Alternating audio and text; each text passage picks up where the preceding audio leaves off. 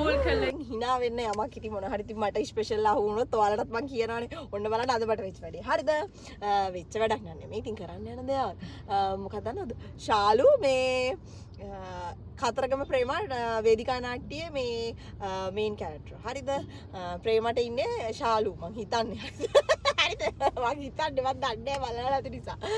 හැමදාම කතා කරලා ඉන්විටේෂන් උත් දාලා හැමදාම කතා කරලා හැමදාම කියනවා අනේ එන්න හලෝ අනේ එන්නකෝ හලෝ ඒක ලස්සනයි හලෝ එන්න හලෝ බලන්න ඔය මෙච්චර මිනිස්සු වෙනවා ඔයා යාළුවා වෙච්ච එකේ ඉන්විටේෂන් උත් දාලා පටන් ගත්ත දවසේ ඉඳලා ඉන්විටේෂන් දාන්නේ හරිද මේ යන්න බැරි වුණා දැන් මේ අද මේ කොළඹ තියෙන අවසාන එකලු හරිද දැන් මට ඒකේ විස්තර කියනවා මෙහෙමයි ඇඳුමක් කිරණ එකක් තියනවලු ඉතින් ඒකේ මං අහන ඉතින් හැමදාම අලුත් ඇඳුම්ද ඉතින් ඒතකොට ඉරන්නේ කියලා මම කියනවා ඔන්න එන එකයි තියෙන්නේ බලන්න අර හොඳම තැනට අවිලා නතර කරලා කියන්නේ නෑ මට හරිද දැන් අද යනවා මට උදේ ඉඳලා දැන් කෝල් කරලා කතා කර අහනවා එනව නේද දැන් 5යි දැන් වෙලාව 5:13යි හරිද මේ සෝරි 6:13යි හරිද 6 මාට පටන් ගන්නවා හරිද 6 මාට පටන් ගන්න තාමත් මම කොට්ටාවේ නේ දැන් මේ යන ගමන් ඉන්නේ හිතාගෙන ඉන්නේ මේ මං එන්නේ නැහැ කියලා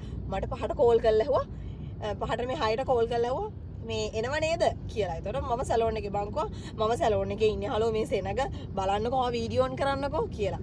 ඕන්නේ කියලා තිබ්බා. දැන් හිතාගෙන ඉන්නේ මම එන්නේ නැහැ කියලා. අපි බලමු ගිහිල්ලා සර්ප්‍රයිස් වෙයිද? මාව සර්ප්‍රයිස් වෙයිද පටන් කරත් තිබුණොත් කියලා. ෂුවර් නෑ මොනවද වෙන්නේ කියලා. ඔයත් එහෙනම් බලාගෙන ඉන්න. හරක් වෙලා තිබ්බ නිසාම මේ මම මල් ෂොප් එකකට කතා කරලා ටක් ගාලා කිව්වා අනේ මට ෆ්ලවර් බන්ච් එකක් හදලා දෙන්න කියලා. ඉතින් අර මම මේ බලලා නැහැ කියලා වඩ කිව්වනේ ෆස්ට් ටයිම් බලන්නේ ඇත්තටම වේදිකා නාට්‍යයක්.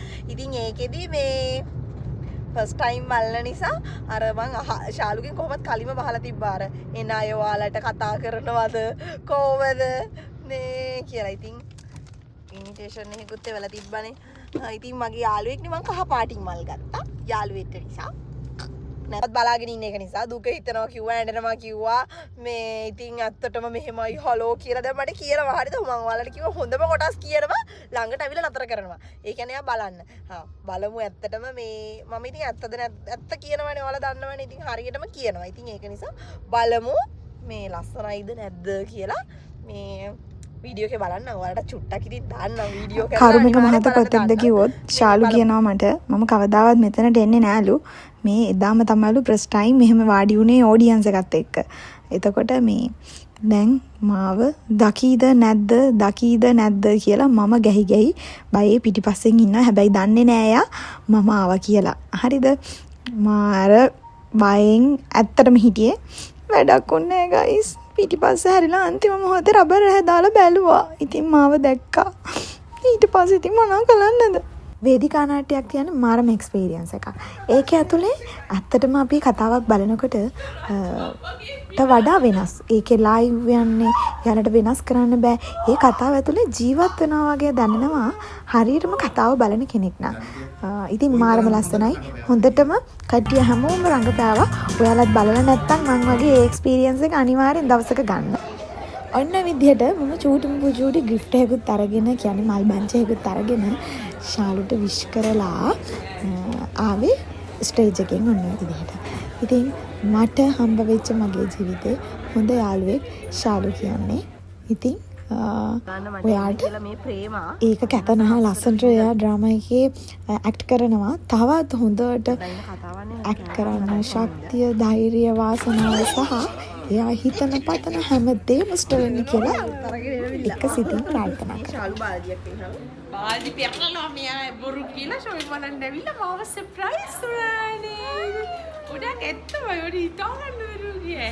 කෝල් කරලා ඉඳන් කිව්වා එන්නේ නැද්ද? එන්න විදියක් නෑ ශාලු මේ වීඩියෝ කෝල් එකක් ගන්න පෙන්නන්න මෙතන සැලුන් එකේ කට්ටිය පිරීලා කිව්වා. මම හිතුවා ඇත්තටම මගේ ඉතින් ඕනේ